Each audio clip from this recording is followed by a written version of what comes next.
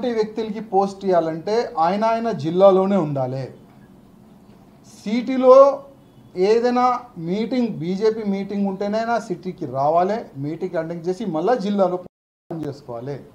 జిల్లాలోనే ఉండే అట్లాంటి మంచి కార్యకర్తల్ని ఐడెంటిఫై చేసి మీరు ఆయనకి పోస్ట్ ఇస్తే ఆ జిల్లాకైనా మంచి చేసుకుంటాడు, ఆ జిల్లాకైనా గట్టికి చేసుకుంటారు అని ఆ సమయంలో కూడా నేను ఒక ప్రపోజల్ పెట్టినా. కానీ ఎప్పుడైనా ఒకటే జరిగేది, వాళ్ళు ఏది అనుకుంటే అదే మీటింగ్లో పెట్టేది, పాస్ చేసేది, దానిపైన వాళ్ళు పనిచేసేది. ఇప్పుడు కూడా అదే జరుగుతుంది. అసలు ఇది రామచంద్రరావు గారు వేసిన కమిటీయా లేక మా కిషన్ రెడ్డి గారు ఆదేశం పైన కమిటీ వేసినారా? ఇదే కదా నా క్వశ్చన్. ఇంకా నా క్వశ్చన్ ఏముండే, దాంట్లో ఏం తప్పు ఉండే మీరు చెప్పండి. అంటే బీజేపీ గవర్నమెంట్ రావాలని నాలాంటి చాలామంది కార్యకర్తలు అనుకుంటున్నారు, కానీ మీరు అనుకుంటలేరా? అసలు ఈ కమిటీతోని మీరు బీజేపీ గవర్నమెంట్ తెలంగాణలో తీసుకొని వస్తారా? కొద్దిగా చెప్పండి. ఒకవేళ నెక్స్ట్ ఎన్నికల్లో ఇదే కమిటీతోని మీరు తెలంగాణలో బీజేపీ గవర్నమెంట్ తెచ్చుకున్నారంటే నేను రాజకీయ సన్యాసం తీసుకుంటాను. ఎందుకంటే ఇవాళ నేను ప్రతి ఒక్క వ్యక్తికి నేను గుర్తుపడతాను. వాళ్ళకి నా శుభాకాంక్షలు. ఓకే, మీరు ఎన్నో సంవత్సరాలు కష్టపడ్డారు, ఇవాళ మీకు స్టేట్ కమిటీలో పోస్ట్ దొరికింది, శుభాకాంక్షలు. కానీ నా క్వశ్చన్ ఏంది, ఈ కమిటీతోని మీరు గవర్నమెంట్ ఫామ్ చేస్తారా వచ్చే ఎన్నికల్లో? నాకైతే కష్టం కనబడుతుంది. ఇవాళ నేను ప్రతి ఒక్క ఎమ్మెల్యేతోని కానీ మా ఎంపీలతో కానీ నాకు ఒక మంచి సంబంధాలు వ్యక్తిగతంగా. నేను గతంలో చెప్పిన మాటలు ఇవాళ నాకు అందరూ ఫోన్లు చేసి, వాళ్ళు దగ్గరున్న మనుషులు ఫోన్ చేసి అంటున్నారు, అన్నా మీరు గతంలో ఏ మాట అన్నారు కదా, ఇవాళ అదే నిజమవుతుంది. ఇవాళ మొత్తం బీజేపీని డమ్మీ చేయడానికి, పార్టీని సర్వనాశం చేయడానికి చాలా భయంకరమైన కుట్రలు చేస్తున్నారు అని కార్యకర్తలు బాధపడి నాకు ఫోన్ చేస్తున్నారు.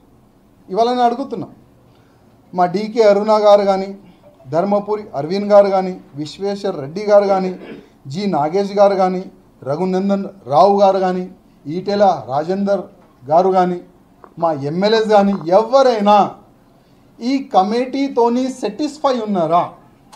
కొద్ది చెప్పాలి.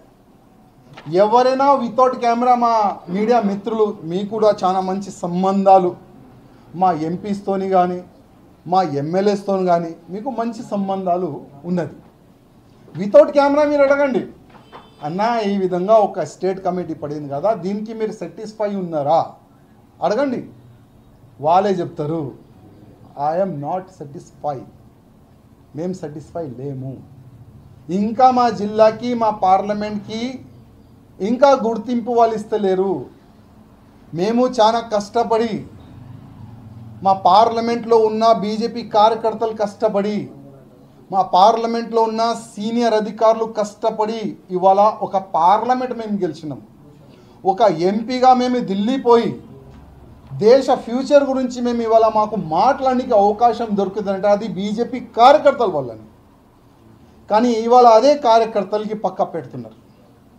మేము పేరు పంపించిన ఆ పేర్లు కూడా పక్క పెడుతున్నారు. మళ్ళీ అదే యాంగిల్ నడుస్తుంది, నా మనిషి నీ మనిషి. ఈ నా మనిషి నీ మనిషి వల్ల ఎన్నో సంవత్సరాలు పార్టీకి సర్వనాశం చేసినారు కదా, ఇప్పుడు కూడా అదే యాంగిల్లో వీలు పోతున్నారు. రామచంద్రరావు గారు మంచి మనిషి, కానీ పాపం రబ్బర్ స్టాంప్ అయిపోయాడు. రామచంద్రరావు గారు వెనుక కొంతమంది పెద్దలు దాచుకొని పార్టీని నడపనికి ప్రయత్నం చేస్తున్నారు కూడా. గతంలో కూడా ఇదే జరిగింది, ఇప్పుడు కూడా అదే జరుగుతుంది. ఇవాళ కొంతమంది ఇవాళ ప్రెస్ మీట్ పెట్టి నా పైన కామెంట్లు చేస్తున్నారు, మర్యాదగా ఉండండి, లేకపోతే మా యాంగిల్లో మేము మీకు జవాబు ఇస్తాము అని ఇవాళ ప్రెస్ మీట్ పెట్టినారు. గతంలో కూడా ఒక అమ్మ మా పైన ప్రెస్ మీట్ పెట్టింది, ఎందుకంటే రాయసింగ్ కౌంటర్ అయ్యాడు కదా, ఎందుకంటే ఒక మహిళా పైన మళ్ళీ రాయాల్సిన కామెంట్ చేస్తే మళ్ళీ సోషల్ మీడియా వాళ్ళ చేతిలో ఉన్నది. నెలకి డబ్బులు ఇచ్చి మొత్తము ఫేవరబుల్గా కొన్ని న్యూస్లు నడిపించే ఒక అలవాటు వీళ్ళకి అయిపోయింది. మళ్ళీ రాయసింగ్కి మహిళల పైన సమ్మానం లేదు అది ఇది అని ఒక వార్తలు నడిపిస్తాను. నేను అప్పుడు ఏం మాట్లాడలేదు. ఇప్పుడు మా అశోక్ అన్న మంచి పరిచయాలు, ఆయన మాట్లాడిండు. ఆయనకి జనరల్ సెక్రటరీ ఇచ్చినారు స్టేట్లో. నా శుభాకాంక్షలు అశోక్జీ. మీరు మాట్లాడే పద్ధతి బాగలేదు. ఒక వ్యక్తి పైన కామెంట్ చేసే ముందు మనలో ఏం తప్పు ఉన్నది అది చూసుకోవాలి కొద్దిగా. నాకు చాలామంది మీ ఏరియా నుంచి ఫోన్ చేస్తున్నారు. మీ గురించి అంటే వ్యక్తిగతంగా లోపట కానీ ఏరియాలో కానీ మీకు వచ్చిన పదవి గురించి నాకు ఏం తెలియదు. కానీ మీ మనుషులే నాకు ఫోన్ చేసి ఏం చెప్తున్నారంటే, అన్న అప్పుడు బీబీ నగర్లో ఎమ్స్ హాస్పిటల్లో పోస్టులు ఇప్పిస్తా అని 2 లక్షలు 3 లక్షల రూపాయలు తీసుకొని మోసం చేసినారన్న. అప్పుడు ఏబీవీపీ కార్యకర్తలు అడిగితే ఏబీవీపీ కార్యకర్తల పైననే కేసు పెట్టించిండు అని మీ వాళ్ళే నాకు ఫోన్ చేసి చెప్తున్నారు. అదేవిధంగా రామచంద్రరావు గారు ఇప్పుడున్న ప్రెసిడెంట్ ఇంటికాడ పోయి మీరు మీ భార్య కెరోసిన్ వేసుకుంటామని ఒక నాటకం కూడా గతంలో ఆడినారంట. అది మీ కార్యకర్తలే మాకు చెప్తున్నారు. మళ్ళీ ఇప్పుడు ఏం కాంప్రమైజ్ జరిగిందేమో, ఒక మంచి మీకు పోస్ట్ వచ్చింది, ఆ పోస్ట్ని మీరు కాపాడుకోండి. అనవసరము వీళ్ళు మాటల్లో వచ్చి మా వరకు వస్తే మీకే నష్టం. ఎందుకంటే 3వ ఎమ్మెల్యే గెలిచినాం మా బీజేపీ కార్యకర్తలు వల్లనే, గర్వంగా చెప్తాం. 3వ ఎమ్మెల్యే గెలిచినాము మా గోషా మహల్ ప్రజల ఆశీర్వాదం వల్లనే, గర్వంగా చెప్తాం. సిగ్గులేదు. వచ్చే ఎన్నికల్లో కూడా అదే బీజేపీ కార్యకర్తలే నాకు ఇక్కడి నుంచి నేను అనుకుంటే, ఎందుకంటే 3వ గెలిచిన కదా, 4వ నిలబడాలా వద్దా ఆలోచన చేస్తా.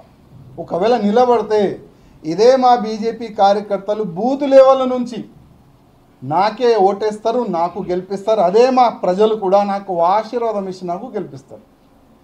కావాలంటే మీరు ఏ షరతు పెట్టుకోవాలంటే మీరు పెట్టుకోవచ్చు. నేను ఒక ఫైటర్.